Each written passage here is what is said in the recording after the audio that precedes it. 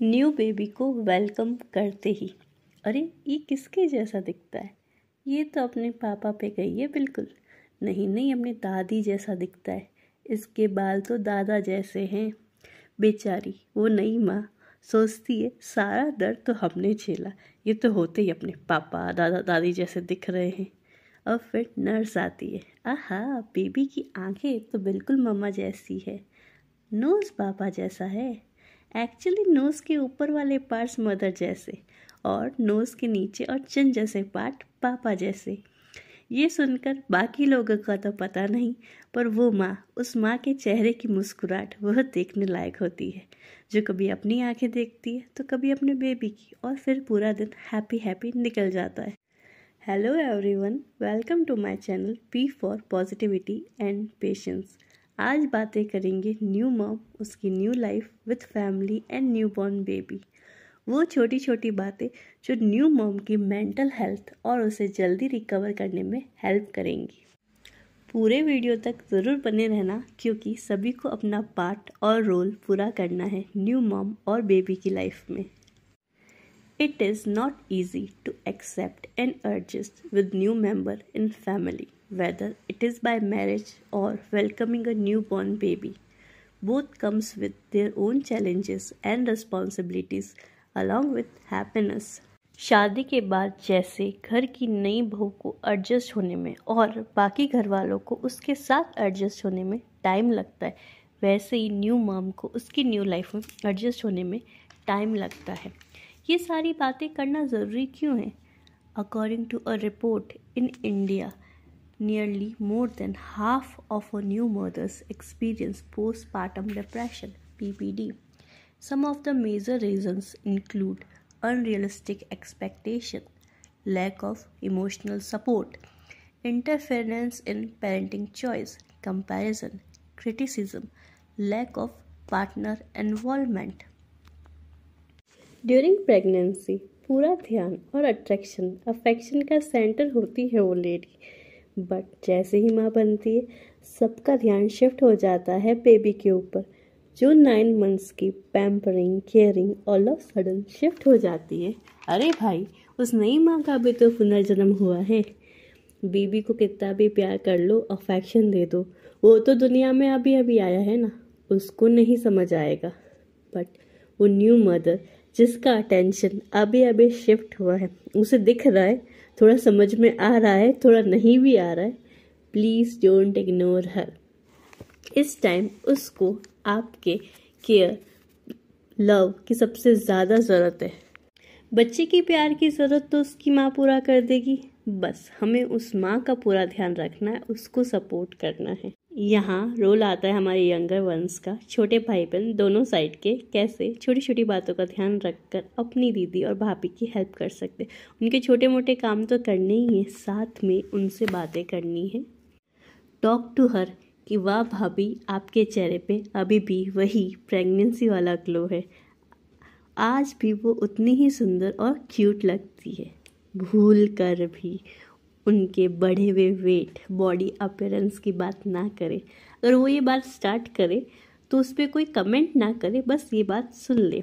And most important thing, the best gift you can give to a mother is please click candid pictures videos of mother and baby. जब बच्चे को प्यार कर रही हो, उसके साथ खेल रही हो, तो चुपके से उसका वीडियो बना ले, पिक्चर निकाल ले।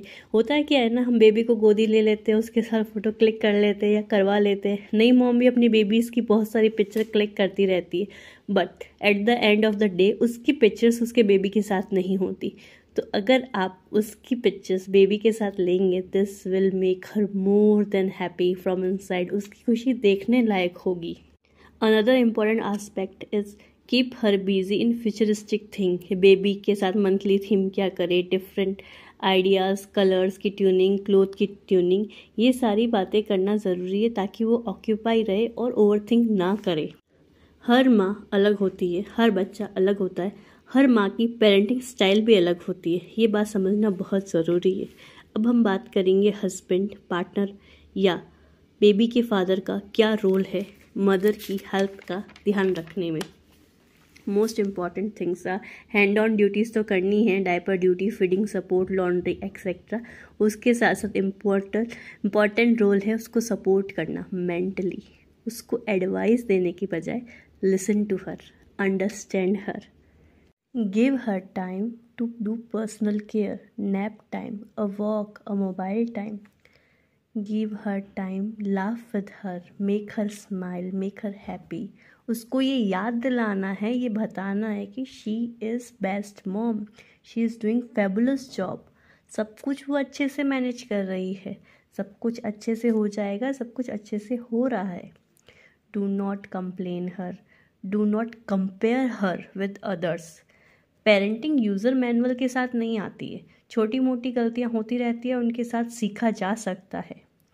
छोटी छोटी चीज़ों का ध्यान रखना है, डायपर वाइप्स की शॉपिंग से लेकर नाइट में बेबी को सुलाने तक, डॉक्टर की विजिट से लेकर बॉटल को स्टरलाइज करने तक। मम्मा बनने के बाद खाने पीने का शेड्यूल पूरी तरह से चेंज हो जाता है, ब्रेक हो जाता है। एक स्मॉल जेस्चर कर सकते हैं उनके लिए। गर्म रोटी तो ना खाने का टाइम मिलता है, ना पॉसिबिलिटी होती है, तो स्मॉल जेस्चर करें, उनको अपने हाथ से गर्म रोटी खिला दे, पानी की गिलास दे दे, पानी पिला दे, क्योंकि एक supportive partner make a huge difference in mom's recovery and mental health. Now it's turn for the elder people, the men people. उससे पहले न्यू मॉम से एक बात, हमारे पेरेंट्स को हमारे चलने बोलने से पता चल जाता है कि हम परेशान क्यों हैं, क्योंकि 25+ ईयर तक उन्होंने हमें बड़ा किया। सेम थिंग एप्लीकेबल होती है पार्टनर और उनकी फैमिली पे। उनके लिए उनका बच्चा पिता बना है, तो उनका बच्चा तो उनके लिए वैसे ही छोटा बच्चा ही रहेगा जैसे हम हमारे पेरेंट्स के लिए बच्चे हैं। हम as a new member enter हुए फैमिली में, वो भी मैच्योर, बेटी से बहू बनकर। एक डिफरेंट लेवल का मैच्योरिटी टैग हम पे लग जाता है, हम बड़े हो जाते हैं, हमसे मैच्योरिटी की एक्सपेक्टेशन ज़्यादा होती है और हम बिहेव भी वैसा ही करते हैं। But mister husband remain kid for them always, और उनको सेम वे में ही पैम्परिंग मिलती है। हमें लगता है मदर तो हम बने हैं, बट पैम्परिंग उनकी ज़्यादा हो रही है। This is the social logic behind this societal norm. Please, किसी की भी सर्जरी होती है ना, नॉर्मल सर्जरी, तो रिकवर होने में टाइम लगता है। उसको खाना पीना, bed rest, as a patient advice मिलती है।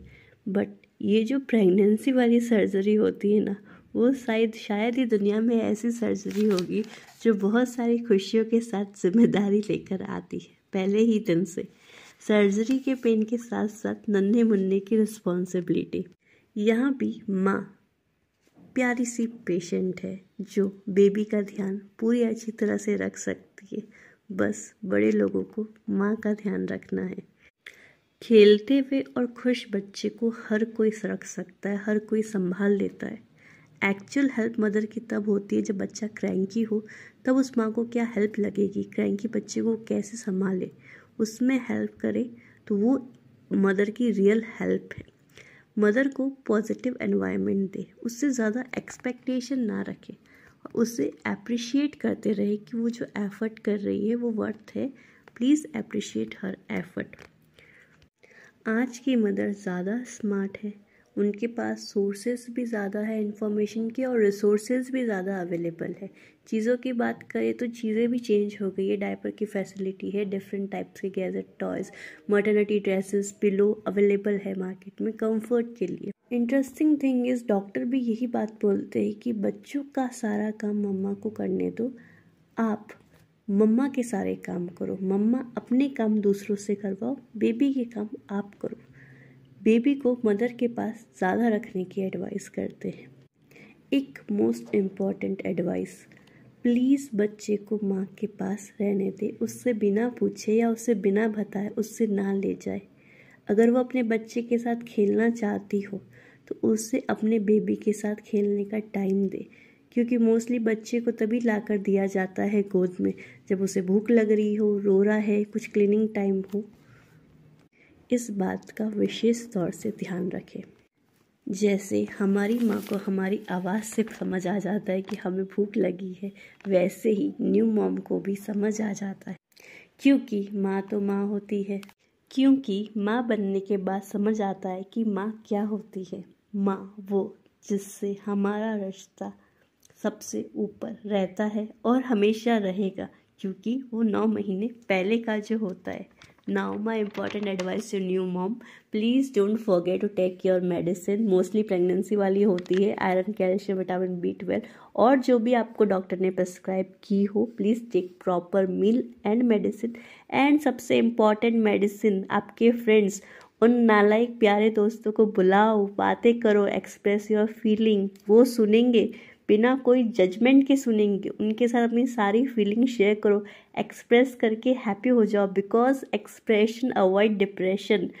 मूड स्विंग्स होंगे, बॉडी में चेंजेस आए हैं तो रोने का मन करेगा, रोने का मन करे तो रो लो, वापस आ जाओ। Take a break, change the place, drink plenty of water, don't cry while feeding your baby and trust me, it is the temporary phase, it will get over. 2-3 साल के बाद जब बच्चा आपके आसपास रहेगा, दिन में 4000 बार मम्मा मम्मा करेगा, तो आप भी कहोगे अरे ले जाओ यार इसको, कोई खिलाओ, संभालो, मुझे मेरा मी टाइम चाहिए। Now here comes time for today's PPQ. You new mom are the best. You are doing a great job. Please forgive others. Be kind to yourself. Time will fly. Make the best moment. दूसरों को माफ़ करें, खुद पर दया करें। वक्त नहीं है ये सब सोचने का, हर पल को जी भर जिए। चीज़ों को वैसे ही देखे जैसी है, ओवर थिंक ना करें। And if you like this video, do comment heart in the comment box. Share with new mom and family. और अगर कुछ रह गया हो तो आप कमेंट में ऐड कर दीजिएगा। Thank you for the listening. Stay positive, stay patient. Bye bye.